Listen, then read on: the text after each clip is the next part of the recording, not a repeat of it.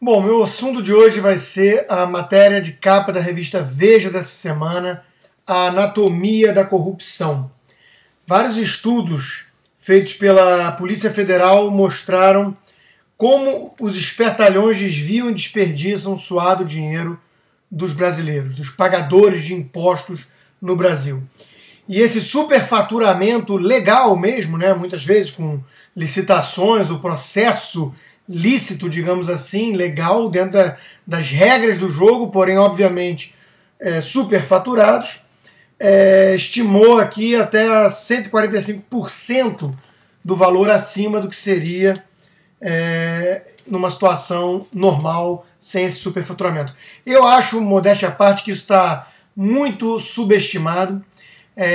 Alguns contatos que eu tenho de empresários que participaram desse tipo de licitação no setor público dizem que é 5, 6, 8 vezes super valorizado, superfaturado o valor das obras públicas.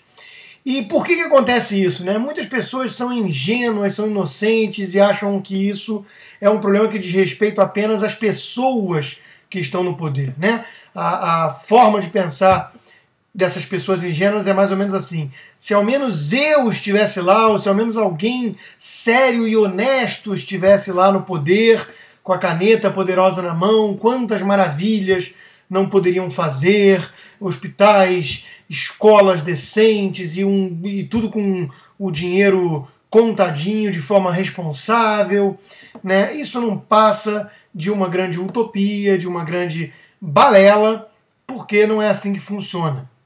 E não é assim que funciona por certos mecanismos de incentivo perversos que existem no setor público. Basicamente, podemos resumi-los nas 4 formas de gasto que Milton Friedman, Prêmio Nobel de Economia da Escola de Chicago, falava. E quais seriam essas 4 formas de gasto, né? A primeira forma de gasto seria gastar o seu próprio dinheiro com você mesmo, né? São todas as compras no livre mercado que você efetua. Sempre que você vai no supermercado, num shopping center e vai comprar alguma coisa para você, é essa a primeira forma. É óbvio que há uma total preocupação com o que você está comprando, ou seja, com o benefício, com a utilidade daquilo que você está direcionando seu dinheiro, seu recurso escasso, assim como uma total preocupação com o custo daquilo que você está adquirindo, né? Se está caro ou não, porque é você que está pagando e o seu custo de oportunidade com aquele dinheiro é comprar algo mais interessante ainda, ou investir, ou poupar. Então você tem uma total preocupação ali com custo e benefício. A segunda forma de dinheiro é o seu próprio recurso para terceiros, que é basicamente todas as formas de presente. Você vai ser convidado para uma festa, você vai no shopping comprar com o seu dinheiro um presente para um terceiro. Já parece mais natural aqui uma total preocupação com o custo daquilo que você está comprando, mas o benefício já não passa a ser tão relevante, né? Porque afinal de contas, se ele não gostar, não é para você mesmo, ele que vai lá e troque. As outras 2 formas de gasto, né, a terceira e a quarta, são as mais perversas. Qual seria a terceira forma? É gastar dinheiro dos outros com os outros, né, que são basicamente as formas de governo. É o dinheiro da viúva, com obras e com um monte de coisa que não te diz respeito. Você não tem quase nenhuma preocupação com o custo, não é você que está pagando a conta, e você também não tem muita preocupação com o benefício, né? Afinal de contas, Cidade Fantasma da Música ou várias outras coisas que não é você que vai usar ou não te diz muito respeito, então você fica realmente negligente com os cuidados necessários para esse gasto. E a quarta forma é, sem dúvida nenhuma, mais perversa de todas. Qual seja, a forma que você gasta o dinheiro dos outros para você mesmo, né? Aí sim, a total garantia de uma verdadeira orgia com os recursos públicos, que é, basicamente, também todas as formas de gasto do governo, que é usar recursos dos contribuintes, né, dos pagadores de impostos, para você mesmo, né, para direcionar esses recursos aos seus próprios interesses ou ao seu grupo ali coeso de base aliada política, né, os amigos do rei, digamos assim.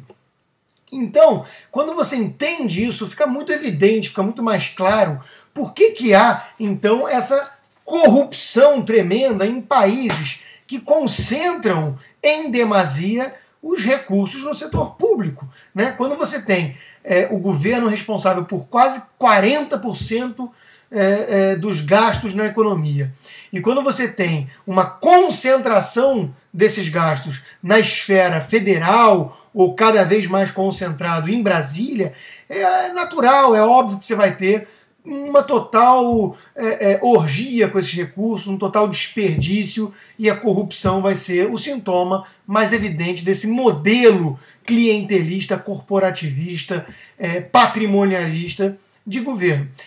Some-se a isso a total impunidade quando pego mesmo com a boca na botija esses funcionários públicos roubando, e aí você tem um convite total e irrestrito à corrupção, à criminalidade no setor público. Isso é a coisa mais óbvia e esperada do mundo, só que ainda conseguimos encontrar no Brasil muitas pessoas defendendo que apenas devemos trocar as pessoas no poder, se ao menos eu chegasse lá com o meu grupo de pessoas abnegadas, altruístas, honestas, incorruptíveis, né, incorruptíveis totalmente e alheias a qualquer pressão desse sistema podre que te convida ao crime, tudo seria maravilhoso, magnífico. E a gente sabe que não é assim que funciona. Há uma total correlação com essa concentração de poder e recursos no setor público e a corrupção do outro lado e a ineficiência dos gastos no outro lado. Muitas pessoas atacam a insensibilidade dos empresários, né, e seu foco limitado apenas ao lucro, e isso, no fundo, não deixa de ser uma espécie de ignorância econômica por não entenderem que no livre mercado esses empresários estão sujeitos a forças maiores do que suas metas mesquinhas, digamos assim. Eles precisam atender às demandas dos consumidores. E há uma total preocupação com os custos daquilo que eles estão colocando de insumos em suas empresas, porque são eles que pagam a conta, e total foco, sim, no conteúdo, naquilo que está sendo ofertado no mercado. Não que a qualidade seja sempre exemplar ou aquilo que nós gostaríamos, porque, afinal de contas, as preferências dos consumidores não são necessariamente nobres como os elitistas gostariam, mas sim, dentro das suas possibilidades, das suas preferências e gostos, o mercado vai atender de forma mais eficiente, seja nas melhores roupas, passando pelos melhores alimentos, passando pelo melhor entretenimento do ponto de vista subjetivo dos seus consumidores. E há um total escrutínio dos acionistas das empresas privadas com a qualidade e custo desses produtos, porque sem eles ele vai à bancarrota. Então os mecanismos de incentivo, que são premiação pela eficiência, pelo prisma do mercado, e punição pela sua incompetência com a bancarrota, eles são muito mais presentes nesse mecanismo de livre mercado e inexistem praticamente quando se trata de setor público. Portanto, meus caros, a anatomia da corrupção ela tem quase que tudo a ver com esse sistema econômico / político que temos no Brasil, que concentra poder demasiado no governo. Era isso que eu tinha para falar hoje. Eu espero que os brasileiros cada vez mais se conscientizem que a solução, o remédio para pelo menos reduzir tanta corrupção passa necessariamente pela redução do poder e dos recursos no governo.